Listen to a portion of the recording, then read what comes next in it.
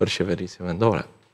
Ndërkohë, nëse ne po e marrim një rast të mirëqen, pra kundërshtimin edhe zvarritjen e procesit në këtë periudhë kohore, sepse ende nuk e dim si do të shkojë fikse dhe nuk mund ta parashikojmë atë.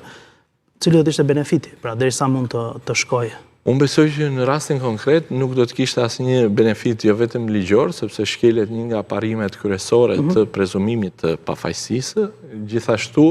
nuk ka asnjë benefit, pra asnjë përfitim, le ta themi në gjuhën shqipe, të politik, sepse për aq kohë sa zoti Veliaj dhe mbrojtësit e tij do ta atakojnë këtë vendimarrje të Këshillit të Ministrave në gjykatën kushtetuese, nuk do të sillte asnjë pasojë ligjore në raport me caktimin e datës së re të zgjedhjeve. Madje është hera e parë, le ta themi, ka pasur edhe kryetar bashkie më herët, të cilët kanë qenë me mas sigurimi arrest me burg, dhe Këshilli i Ministrave ka pritur që vendimarrja e tyre të jetë e formës prerë. Madje ka qenë rasti i zotit Beleri, që zoti Beleri ka qenë me mas sigurimi arrest në burg, është pritur që vendimarrja e tij të jetë e formës së prerës, sipas neni 62B, dhe më pas është shkarkuar, dhe zoti Beleri as nuk ishte betuar në rastin konkret dhe jo si zoti Veliaj. Po kemi dhe rastin, mos gaboj, të bashkisë Rogozhinës. Janë plot raste të tjera që është dënuar në gjykoja me një vit edhe vijon me një vit burg, por nuk ka marrë vendimi ende formë të prerë. Është rasti edhe i bashkisë së Devollit, që kryetari i bashkisë është dënuar me shërbim prove me sa di unë, por që nuk ka marrë vendimi në formë të prerë. Pra janë disa raste të tilla, rasti i Shkodrës, rasti i Tropojës, i cili dhe ka qenë me mas sigurimi arrest shtëpie. Pra janë një sër rastesh, por rasti i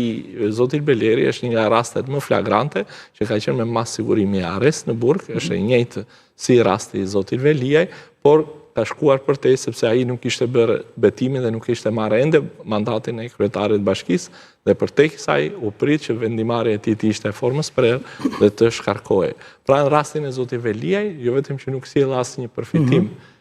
ligjor, por as edhe një përfitim politik në rast të një atakimi të mundshëm nga ana e zotit Veliaj të kësaj vendimarrje në gjykatën kushtetuese. Ndërkohë, avokat, po e ngre diskutimin edhe në një formë tjetër. Për shembull, fakti që zoti Veliaj mund të shkarkohet, pra nuk do të jetë më kryetari i Bashkisë së Tiranës. I dobëson pozitat e tij, ndoshta në aspektin edhe si figurë ose përballë drejtësisë, her pas here ka ngritur edhe pretendime apo akuza që edhe ju i keni theksuar në kaluar që ka patur shkelje në fakt. Pra mund ta, po them në thonjë se abuzohet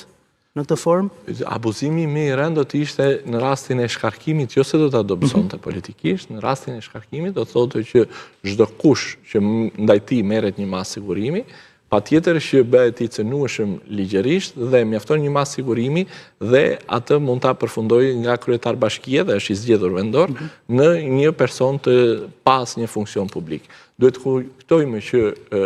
Kuvendi i Këshillit të Evropës për të zgjedhurit vendor dhe praktika ndërkombëtare është tmerrsisht e qartë. Pra nuk mjafton një mas sigurimi, nuk mjafton një dyshim i arsyeshëm, apo nuk mjafton një akuzë për të shkarkuar një të zgjedhur vendor. Për të shkarkuar një të zgjedhur vendor duhet një vendimarrje e formës së prerë. Pra për te çdo dyshimi të arsyeshëm, kur merr vendimi në formë të prerë, minimalisht duhet shprehë dhe gjykata e apelit, dhe rasti konkret patjetër që mund të shkarkohen nga ana e Këshillit të Ministrave. Ndërkohë që për shkak të zotit Veliaj, për të përgjigjur edhe pyetjes tuaj, unë besoj që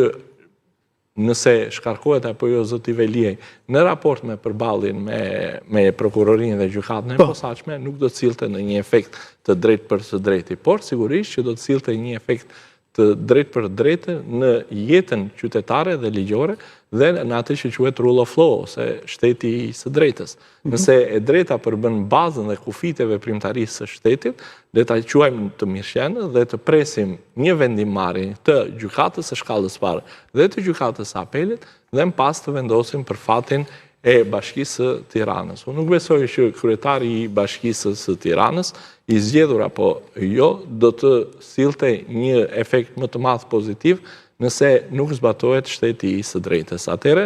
me patjetër që ne do të kthehemi në një republikë prokurorësh dhe jo në një republikë siç e pretendojmë që jemi sipas rregullit 4 kushtetutës